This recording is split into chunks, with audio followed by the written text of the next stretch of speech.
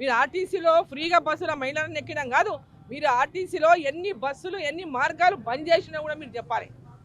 అన్ని రూట్లలో బస్సులు బంద్ చేసి కేవలం కొన్ని రూట్లలో మహిళలకు ఫ్రీగా ఇస్తున్నామని గొప్ప చెప్పుకోవడం కాదు. తెలంగాణ ప్రజలు నిట్ట నిలువున మోసం చేసినటువంటి పార్టీ కాంగ్రెస్ పార్టీ. ఇవాళ మంత్రుల మధ్యన తగాదాలు, పంపకాల కోసం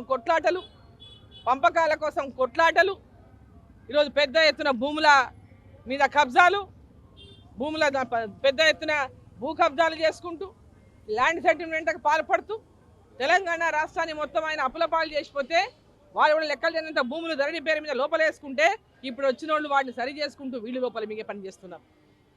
సో ఒక్కొక్కరు కాంగ్రెస్ పార్టీలో ఈరోజు ఉన్నటువంటి ఒక్కరి మధ్యలో ఒకరికి వాళ్ళ పోరాటాలే జరిపోయినాయి, వాళ్ళు పంచుకోవడాల కోసం పోరాటాలు జరిపోయినాయి తప్ప అభివృద్ధి అనేది ఎక్కడ కూడా ఈ రాష్ట్రంలో ముందుకు పడతలేదు.